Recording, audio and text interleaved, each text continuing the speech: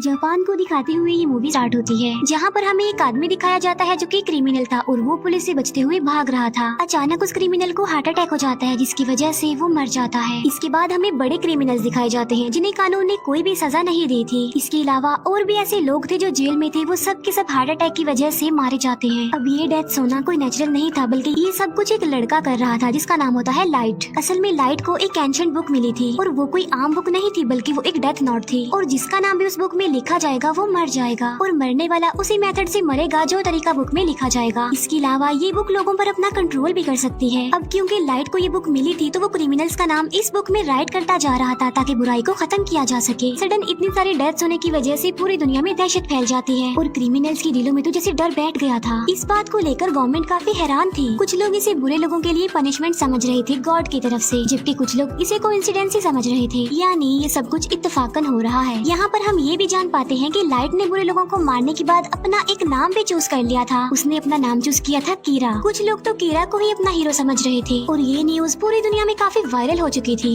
इसके बाद हमें लाइव न्यूज पर एक क्रिमिनल दिखाया जाता है जिसने एक फैमिली को प्रिजनर बना लिया था। लाइट समेत सभी लोग इस न्यूज को देख रहे थे। लाइट के हाथ में उस वक्त वो डेथ नोट भी थी। थोड़ी देर के बाद ये न्यूज दिखाई जाती है कि अचानक से उस क्रिमिनल की डेथ हो गई है। कीरा यानी लाइट इस पार्ट में भी एक स्टूडेंट ही दिखाया गया है जो कि लॉ का स्टूडेंट है। कीरा की एक बेस्ट फ्रेंड होती है जिसका नाम होता है मीसा, और उन दोनों का रिलेशनशिप काफी अच्छा था। कॉलेज में लाइट मीसा को अपने बारे में बताता है कि एक रात में एक बार में गया और उस बार में क्रिमिनल्स भी थे, यानी किलर, चोरी करने वाले एक्सेट्रा। लाइट वहाँ पर कुछ क्रिमिनल्स की बातें सुनता है जो क्राइम करने के बावजूद भी खुश थे क्योंकि उन्हें सजा नहीं हुई थी, और वो क्रिमिनल्स लाइट के साथ भी मिसबिहेव करते हैं, लेकिन लाइट चाहते हुए भी उनका कुछ नहीं कर सकता था। और फिर बेबस लाइट बार से बाहर आ जाता है और वो अपनी लॉ की बुक को फेंक देता है, ये सोचते हुए कि ये बुक बेकार है, उसके किसी काम की नहीं, क्योंकि इस बुक के होने के बावजूद भी वो किसी को इंसाफ नहीं दिला सकता था। लेकिन उसकी लाइफ उस वक्त पलट जाती है जब उसे ये डेथ नोट मिलती है, और ये बुक लाइट को एक जमीन पर पड़ी हुई मिलती है। और हैरत की बात तो ये है कि बुक के अलावा हर तरफ बारिश पड़ रही थी। इसके बाद लाइट उस बुक को लेकर घर आ जाता है। लाइट अपनी फ्रेंड मीसा से ये सारी बातें शेयर कर रहा था, लेकिन मीसा को वो बुक के बारे में नहीं बताता क्योंकि लाइट किसी से भी अपना ये सीक्रेट शेयर नहीं करता था। लाइट को जब ये बुक मिली थी तब वो इसकी रियलिटी के बारे में कुछ नहीं जानता था कि ये बुक, ये डेथ नोट आखिर है क्या। लेकिन लाइट इस बुक के रूल्स पढ़ लेता है, यानी रूल्स के अकॉर्डिंग जिसका नाम इस बुक पर लिखा जाएगा वो मर जाएगा। इसके अलावा नाम लिखने का मेथड, मौत आने का मेथड सब मेंशन होते हैं उस पर। फिर लाइट टीवी पर एक क्रिमिनल के बारे में न्यूज देखता है, तब वो इस बुक को चेक करने के लिए उस क्रिमिनल का नाम इस बुक में लिख देता है। इसके बाद रात गुजर जाती है और सुबह को हम लाइट को देखते हैं जो कि न्यूज़पेपर पढ़ रहा होता है। वो देखता है कि जिस क्रिमिनल का नाम कल रात उसने डेथ नोट में लिखा था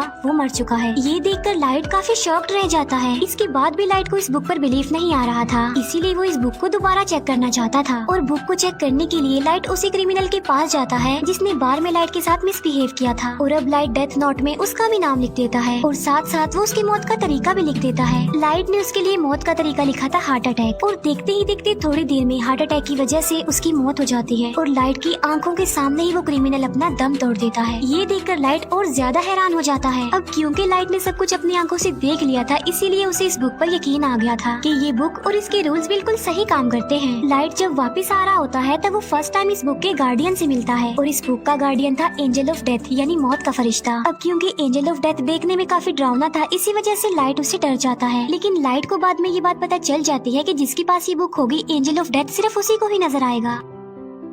एंजल ऑफ डेथ लाइट को सारी बात डिटेल में समझाता है। फिर हम जापान के कुछ पुलिस ऑफिसर्स को देखते हैं जो इन अचानक हुई डेथ्स पर बात कर रहे थे। पुलिस भी ये बात नोटिस करती है कि मरने वाले सिर्फ क्रिमिनल्स हैं। इसके अलावा पुलिस के जहन में और बहुत सारी बातें आ रही थी कि आखिर ये कीरा चाहता क्या है, क्या सच में एग्जिस्ट करता भी है या नहीं। और कीरा कोई हीरो नहीं है बल्कि वो एक क्रिमिनल है, क्योंकि जो कुछ भी हो रहा था वो भी तो एक क्राइम ही था ना। इसके बाद हमें लाइट के फादर दिखाए जाते हैं जो कि एक डिटेक्टिव थे और वो ही इस केस को हैंडल कर रहे थे, और उनका मिशन था कीरा तक पहुँचना, क्योंकि कीरा किसी के भी कंट्रोल में नहीं था और सबको बेमौत ही मारता जा रहा था, और ऐसा करते करते तो वो सबको ही मार डालेगा। लाइट के फादर अपने सीनियर्स को कहते हैं कि ये केस काफी कॉम्प्लिकेटेड है, इसीलिए इस केस को स्टडी करने के लिए एक इंटेलिजेंट डिटेक्टिव हमारी हेल्प करेगा, और इस डिटेक्टिव का नाम है एल जो कि लाइव इस केस को हैंडल नहीं करेगा बल्कि सिर्फ इंटरनेट के थ्रू ही उन लोगों की आपस में बात होगी। एल का असली नाम ना तो कोई जानता था और ना ही किसी ने उसकी शक्ल देखी हुई थी। यहाँ पहले ही एल ने कीरा के बारे में काफी इन्वेस्टिगेशन की हुई थी, जिसमें एल को काफी सक्सेस भी हुई। पहले तो कीरा पर कोई भी बिलीव नहीं करता था, लेकिन फिर एल ने सबको दिखाया कि जितनी भी डेथ्स हो रही हैं वो नेचुरल नहीं है, क्योंकि हर साल की निस्बत इस साल काफी ज्यादा लोगों की डेथ्स हुई थी और मोस्टली लोग हार्ट अटैक की वजह से ही मारे गए। और हैरत की बात तो ये है कि जो लोग हार्ट अटैक की वजह से मारे गए वो मेडिकली बिल्कुल नॉर्मल थे। लाइट को अपने पास इस बुक को रखे काफी टाइम हो गया था और लाइट इस बुक की वजह से काफी इंटेलिजेंट भी हो गया था। फिर हम देखते हैं एंजल ऑफ डेथ और लाइट को, जो कि एक दूसरे के काफी क्लोज थे, हर वक्त साथ रहते थे। क्रिमिनल्स को मारकर लाइट का कहना था कि वो फ्यूचर बदल देगा, यानी फिर दुनिया में कोई क्राइम नहीं होगा अगर क्रिमिनल्स मर जाएंगे तो। फिर तभी हम न्यूज पर देखते हैं कि एल सबके सामने आ जाता है, जहाँ पर वो कीरा को डिस्कस कर रहा होता है कि कीरा कोई हीरो नहीं है बल्कि वो एक किलर है और हम जल्द से जल्द कीरा को पकड़ लेंगे। ये बातें सुनकर लाइट को काफी बुरा फील होता है और इसीलिए वो एल को अपने रास्ते से हटाने के लिए और सबको ये बताने के लिए कि कीरा से टक्कर कोई अच्छी बात नहीं है, तो वो उस डेथ नोट में एल का नाम लिख देता है। और ऐसा होते ही टीवी वाले एल को अटैक हो जाता है और वो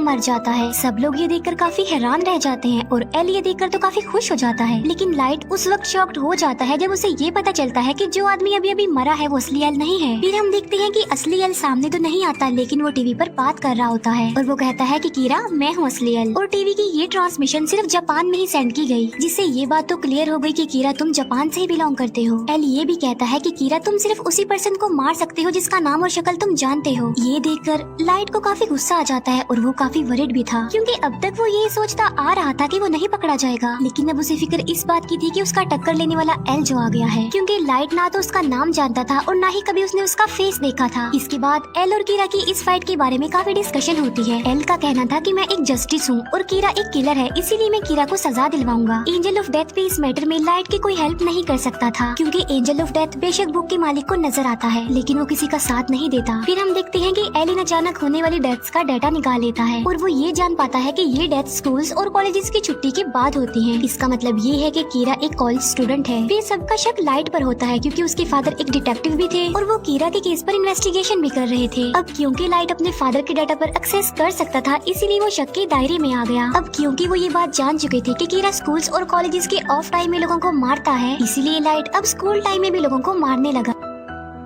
अब यहाँ पर एल का डाउट और ज्यादा बढ़ जाता है कि वो एक स्टूडेंट ही है, इसीलिए कीरा ने हमारा ध्यान बटाने के लिए अब स्कूल टाइम में भी किलिंग्स करना शुरू कर दी है। एल को ये बात भी पता चल जाती है कि कीरा की एक्सेस डेटाबेस तक भी है, इसीलिए एल लाइट के फादर को बताता है कि कीरा डेटाबेस पर भी एक्सेस कर सकता है। तो या तो कीरा कोई पुलिस ऑफिसर है या फिर कोई अपना ही है। कुछ दिन बाद लाइट को रियलाइज होता है कि पुलिस उस पर नजर रख रही है। एल ने उसके पीछे कुछ डिटेक्टिव्स को लगाया हुआ है। लाइट एल को अपने रास्ते से हटाना चाहता था। एंजल ऑफ डेथ लाइट को बताता है कि मुझे सब पता होता है कि इंसान का नाम क्या है और इंसान की जिंदगी के कितने साल बाकी रह गए हैं। तब लाइट एंजल ऑफ डेथ को कहता है कि तुम मुझे एल का असली नाम बता दो, जिसके बदले में एंजल ऑफ डेथ लाइट की आधी जिंदगी ही मांग लेता है और इसके लिए लाइट साफ इनकार कर देता है। जो एजेंट लाइट के पीछे लगा हुआ था उससे जान छुड़ाने के लिए लाइट को एक आइडिया आता है। लाइट और मिसा एक बस में जाते हैं, जहाँ पर वो एजेंट भी लाइट के पीछे उस बस में चला जाता है। फिर लाइट उस एजेंट से पूछता है कि आखिर तुम मेरा पीछा क्यों कर रहे हो, जिस पर वो एजेंट कोई जवाब नहीं देता। तभी उस बस में एक क्रिमिनल आ जाता है जो बस के ड्राइवर पर गन पॉइंट कर देता है। लाइट ने वहाँ पर एक पेपर पर एक नोट लिखा था कि वो तुम्हें पकड़ लेगा तो तुम उससे गन छीन लेना, लेकिन सडन वो पेपर लाइट के हाथ से नीचे गिर जाता है और क्रिमिनल ये देखकर उस पेपर को अपने हाथ में ले लेता है और फिर उस क्रिमिनल की नजर एंजल ऑफ डेथ पर पड़ती है। क्रिमिनल एंजल ऑफ डेथ को काफी शूट करता है, लेकिन वो तो खुद मौत का फरिश्ता था,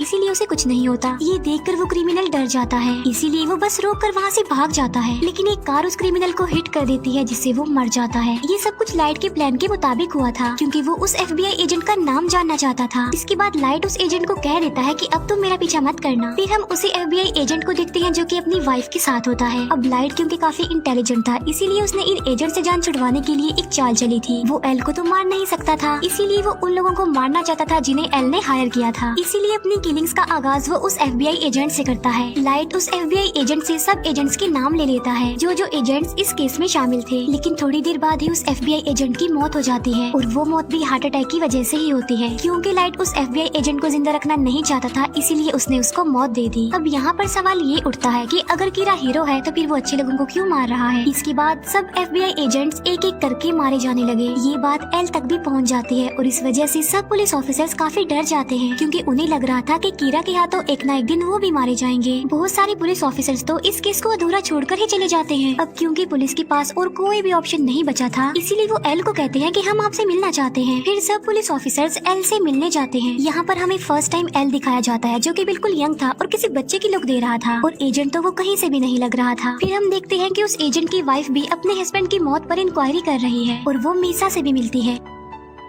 मीसा उस एजेंट की वाइफ को लाइट से मिलवाती है और उस एजेंट की वाइफ लाइट को पहली बार देखते ही जान लेती है और वो लाइट को कहती है कि तुम मेरा कुछ नहीं बिगाड़ सकते क्योंकि तुम मेरा असली नाम जो नहीं जानते। ये कहकर उस एजेंट की वाइफ वहाँ से चली जाती है। इस बात की वजह से मीसा काफी हैरान रह जाती है और लाइट भी काफी डर जाता है क्योंकि आहिस्ता आहिस्ता उसका ये राज खुलता जा रहा था। फिर हम देखते हैं एल को जो कि लाइट के रूम में कैमरास फिट करवा देता है। जब लाइट को ये बात पता चलती है कि उस पर नजर रखी जा रही है तो वो कोई भी ऐसी हरकत नहीं करता जिससे उस पर शक आए और वो बिल्कुल ऐसे ही रिएक्ट करता है जैसे वो कुछ भी नहीं जानता और सब कुछ नॉर्मल है। फिर एक दिन न्यूज पर एक क्रिमिनल के बारे में बताया जा रहा था। दूसरी तरफ सब लोग लाइट पर नजर रखे हुए थे कि अब वो कुछ करेगा, लेकिन वो क्रिमिनल मारा जाता है और लाइट ने तो टीवी पर भी नहीं देखा था। इस बात की वजह से एल के अलावा बाकी सारे लोगों का शक लाइट पर से हट जाता है। लेकिन हम देखते हैं कि लाइट सबकी नजर से छुप कर ये काम करता जा रहा था। इसका मतलब ये है कि वो लोगों को मारने से अभी भी बाज नहीं आया। इसके बाद लाइट के रूम से सारे कैमरास हटा दिए जाते हैं। यहाँ पर तो एकदम ऐसा लग रहा था कि जैसे सब कुछ नॉर्मल हो गया है। लेकिन जो एजेंट होती है वो अभी तक अपने हस्बैंड की डेथ की इंक्वायरी कर रही थी। वो एल को कॉल करके कहती है कि मैं अपनी जान को खतरे में डाल रही हूँ, लेकिन मैं ये साबित कर दूंगी कि लाइट ही कीरा है। इसीलिए वो एक जगह पर लाइट को बुलाती है जहाँ उसने मीसा को गन पॉइंट पर किया हुआ था और वो लाइट से ये बात मनवाना चाह रही थी कि वो ही कीरा है। लेकिन लाइट इस बात को मानने से इनकार कर देता है और मौके का फायदा उठाकर मीसा वहाँ से भाग जाती है। फिर उस एजेंट की वाइफ लाइट को शूट करने लगती है, लेकिन गलती से वो गोली मीसा को लग जाती है और मीसा वहीं पर ही मर जाती है। बाद में उस एजेंट की वाइफ खुद को भी मार लेती है। जो कुछ भी वहाँ पर हो रहा था वो सब कुछ रिकॉर्ड हो रहा था। इसके बाद पुलिस भी वहाँ पर आ जाती है। फिर हम देखते हैं लाइट और एंजल ऑफ डेथ आपस में बातें कर रहे हैं, जहाँ पर लाइट एंजल ऑफ डेथ को बता रहा होता है कि अभी अभी यहाँ पर जो कुछ भी हुआ वो मेरे प्लान में शामिल था। वो कहता है कि अब क्योंकि बुक का मालिक किसी भी चीज को अपने कंट्रोल में कर सकता है, इसीलिए जो कुछ भी वहाँ पर हुआ वो सब कुछ पहले ही लाइट ने उस बुक में लिख दिया था। इवन लाइट ने अपनी बेस्ट फ्रेंड को भी मरवा दिया। इसका मतलब ये है कि लाइट सच में एक शैतान ही है जिसने शैतान जैसा काम किया। फिर लाइट अपने फादर को कहता है कि मैं कीरा को पकड़ने के लिए आपका और आपके बाकी ऑफिसर्स का साथ दूंगा। लाइट ऐसा इसलिए करना चाह रहा था ताकि किसी का शक उस पर ना जाए और उसका राज हमेशा के लिए राज ही रहेगा और वो अपना काम भी करता जाएगा। लास्ट में वो एल से फेस टू फेस मिलता है और ये मूवी यहीं पर एंड हो जाती है। Thank you for watching.